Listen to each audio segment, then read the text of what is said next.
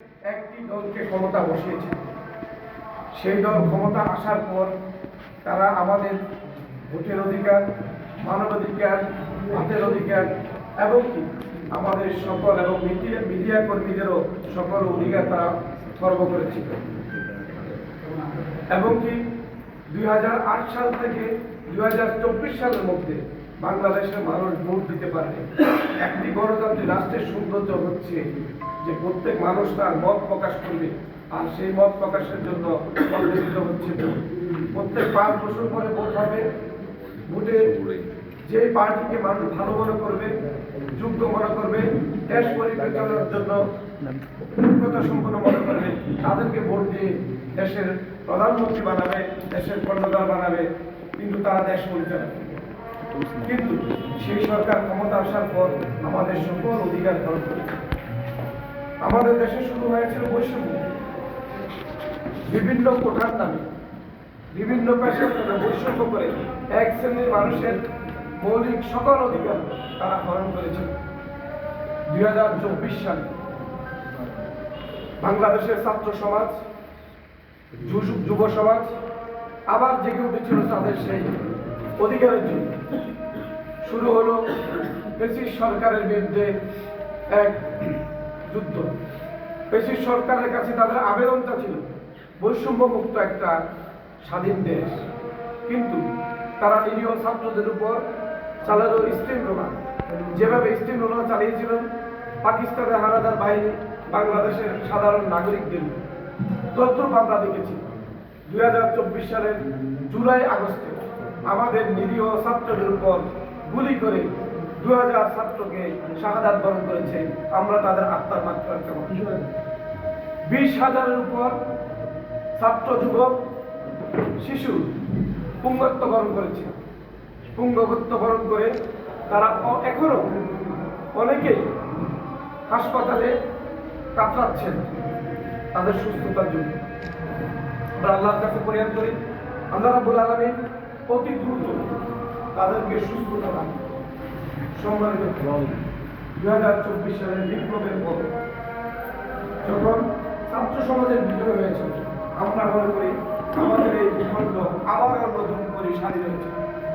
হাল সমাজের বাংলায় আমরা চাই একটা বৈষম্যহীন সমাজ ব্যবস্থা। সেই জন্যই বর্তমান সরকার বাংলাদেশের ইন্টারিয়র গভর্নমেন্টের প্রধান চিফ অ্যাডভাইজার ডক্টর ইউনূস এবছর একটি গণভোটের আয়োজন করেছে। সেই গণভোটের কয়েকটা বিষয় আমি আপনাদের সামনে বলব। সেই গণভোটটা হচ্ছে যেই কোনো দল 10 বছরের বেশি পার্লামেন্টের প্রধানমন্ত্রী থাকতে পারবে না। প্রথম একটা বিষয়, এটা হচ্ছে রাষ্ট্রের সবার জন্য, এই রাষ্ট্র সংস্কারের জন্য দরকার। আরেকটা গণভোটের সচেতনতার বিষয় হচ্ছে বিরোধী দল এবং সরকার দল মিলে দেশে যদি কোনো আইন করতে হয় সেখানে বিরোধী দলের মত থাকবে এবং সরকার দলের মতের ভিত্তিতে সেখানে আইন প্রয়োগ করা হবে। বিরোধী দল থেকে বাংলাদেশের পার্লামেন্টে ডেপুটি স্পিকার করা হবে।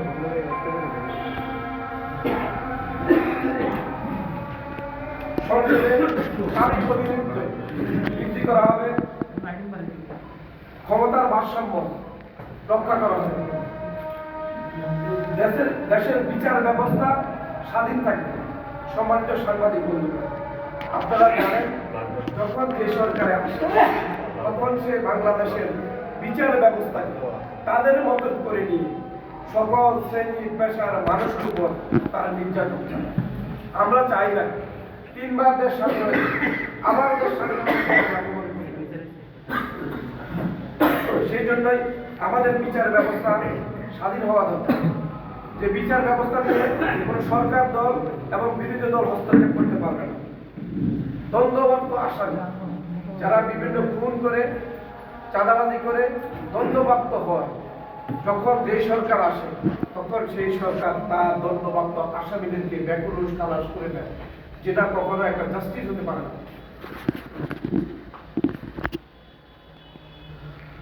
রাষ্ট্রপতি এবং প্রধানমন্ত্রীর ক্ষমতা, আমাদের দেশের রাষ্ট্রপতি আছে শুধুমাত্র পিঠা কাটা আর তাদের দেওয়া ছাড়া আমি রাষ্ট্রপতির কোনো কাজ দেখিও না। সকল ক্ষমতা প্রধানমন্ত্রীর হাতে রেখে সেই সকল ক্ষমতা সেই বিরোধী দলের উপর চালায়। আমরা চাই সকল ক্ষমতার ভারসাম্য রাষ্ট্রপতি এবং প্রধানমন্ত্রী করতে। এই বিষয় যদি এই কয়েকটা পয়েন্ট আপনাদেরকে বলেছি, এই বিষয়গুলো কোনো দলের জন্য না, বাংলাদেশের সকল নাগরিকদের জন্য এই বিষয় অতীব জরুরি। সেজন্য জনসচেতনার লক্ষ্যে আপনাদের মাধ্যমে আমি বদরগঞ্জ উপজেলাবাসীকে সবার প্রতি আহ্বান থাকবে, আপনারা আগামী 12 তারিখ ত্রয়োদশ নির্বাচনকে গণভোটে হাঁ দিবেন। রাষ্ট্রের তালিকাটি আপনার হাতে, রাষ্ট্রের মালিকানাধীন আপনি, যাতে করে যে আগামী দিনে যে সরকার আসবে আপনাদের অধিকার কেউ হরণ না করতে পারে। এটা হচ্ছে প্রথম হাঁ ভোটের পক্ষে আমি আপনাদের মাধ্যমে বদরগঞ্জ উপজেলাবাসীকে জানাতে চাই। দ্বিতীয় যে বিষয়টা হচ্ছে আগামী মাধ্যমিক ইলেকশনে দুটি ভোট হবে। একটা হচ্ছে পার্লামেন্ট নির্বাচন। সাংবাদিক বন্ধুগণ, আপনারা জানেন 2008 সাল থেকে অদ্যবধি পর্যন্ত আপনারা কেউ ভোট দিতে পারছেন কিনা? আমি ভোট দিতে পারিনি। আগামী 12 তারিখ সরকার ভোটের আয়োজন করেছে। বাংলাদেশের বৈধ নিবন্ধিত অনেক দল নির্বাচনে অংশগ্রহণ, সকল ভোটার তাদের ভোট সুস্থভাবে তার মনোনীত প্রার্থীকে ভোট দিবে। যে মনোনীত প্রার্থী ভোটারদের ভোট পেয়ে বিজয় হবে, আমরা তাদেরকে ফুলের মালা দিয়ে ভোট দেব। এবং আমাদের পরামর্শ থাকবে এই বদরগঞ্জবাসীর জন্য আগামী দিনের মতো যাতে বিশেষ তৈরি করে না, আমরা একটা সুন্দর মডেল বদরগঞ্জকে দেখতে চাই।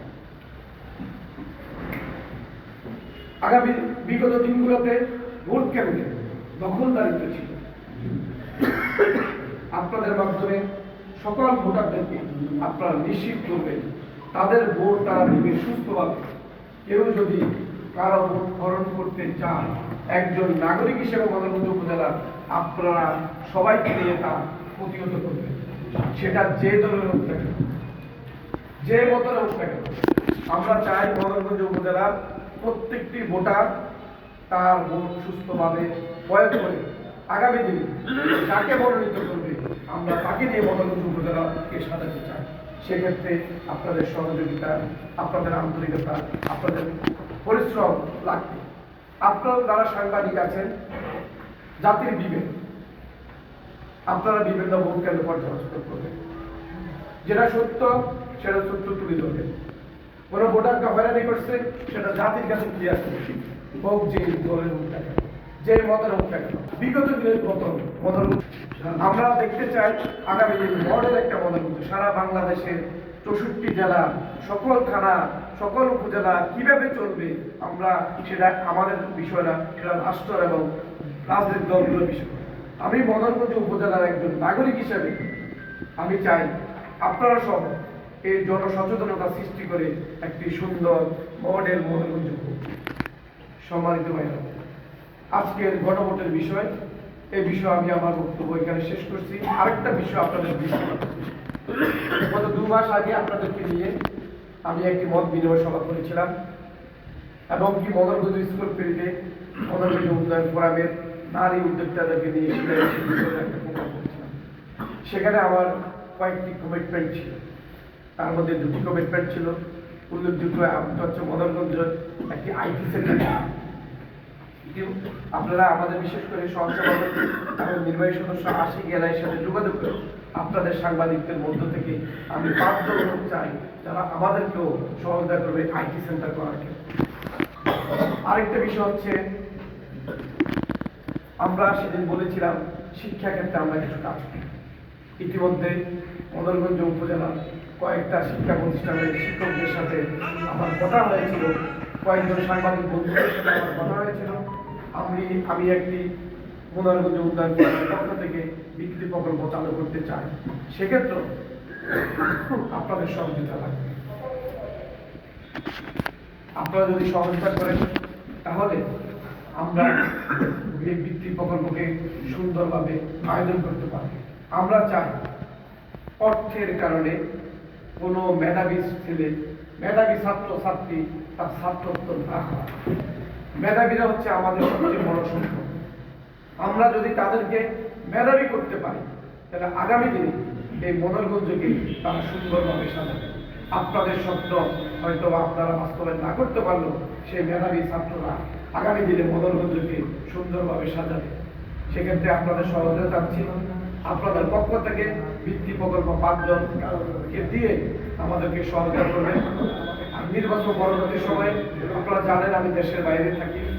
নির্বাচন পরবর্তী সময়ে নতুন দলকে বরণ করে, নতুন সরকারকে বরণ করে আমি আবার চলে যাব।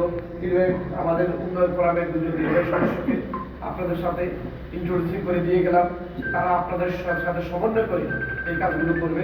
আপনাদের সার্বিক সহযোগিতা কামনা করে আমি আজকে আমার সংক্ষিপ্ত মত বিনিময় সমাপ্তি এখানে ঘোষণা করছি। আসসালাম।